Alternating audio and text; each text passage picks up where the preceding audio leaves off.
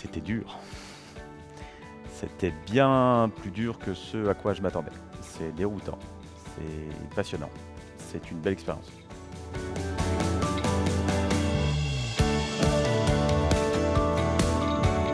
Alors je suis diplômé depuis 2001 de l'école de Lyon. À la base, un peu arrivé par hasard dans la kinésithérapie. J'ai découvert la kiné respiratoire encore plus par hasard. Et c'est ce qui m'a motivé pour continuer le métier de kiné. Parce que j'avais des hésitations à continuer ce métier. La kiné respiratoire est devenue, a pris toute la place du moment que j'ai découvert ça. N'ayant pas eu de petits dans mon entourage, j'ai développé une véritable passion sur le soin des nourrissons. Et après, j'ai pu embrasser les problématiques respiratoires de tout âge. Et je n'ai jamais rien fait d'autre que de la kiné respiratoire.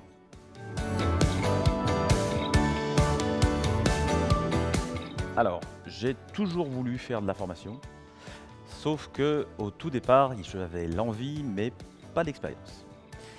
En revanche, j'avais un esprit de synthèse et un esprit critique qui m'a permis de conduire quelquefois, à la demande de cadres, des actions de formation à l'hôpital où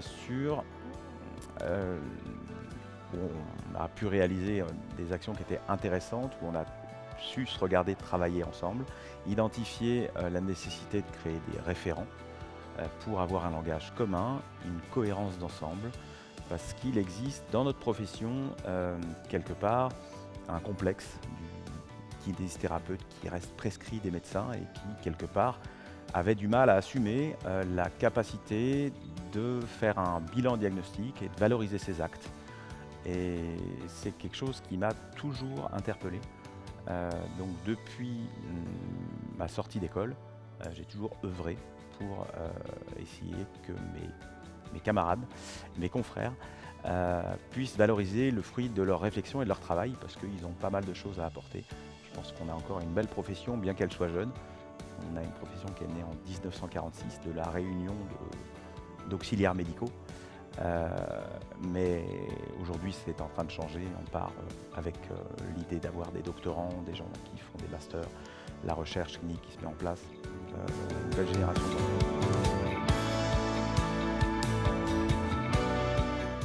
Parce que l'occasion s'est présentée et il fallait la saisir, parce que c'est un support qui est intéressant.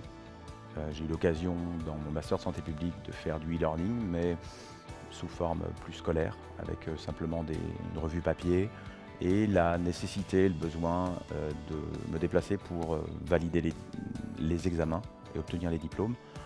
Mais c'était pas vivant comme le format qui peut être proposé par Physio Academy. Il y a un vrai plus, la possibilité d'animer, la possibilité de revenir sur les propos, de préciser les animations 3D qui sont un vrai mieux.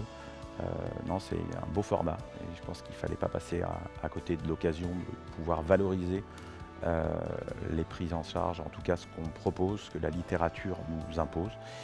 Et on n'a pas hésité, enfin personnellement j'ai pas hésité longtemps à dire oui.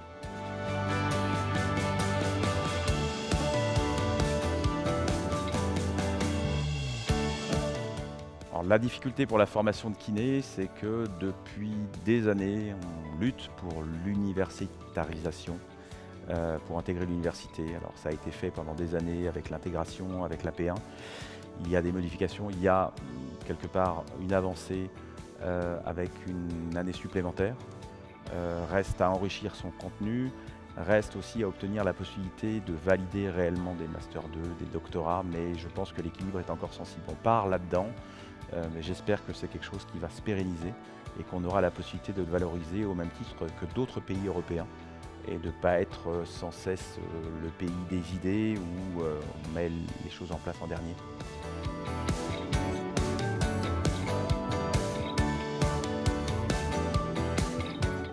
Oui, ne pas se projeter.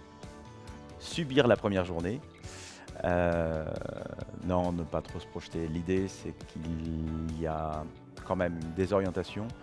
Le studio, le fait qu'il n'y ait pas de repères visuels d'arête, tout est gommé. Le sol blanc, c'est déroutant. On est un peu désorienté aussi bien au niveau spatial qu'au niveau temporel. La première journée est une journée de baptême. Les journées suivantes se passent de mieux en mieux. Donc pas se mettre de pression particulière et puis avoir bien préparé son support, sachant que on dira vraisemblablement moins de choses qu'en présentiel, puisqu'on n'aura pas l'animation d'un PowerPoint possible. On parlera en direct à la caméra, donc le message est épuré.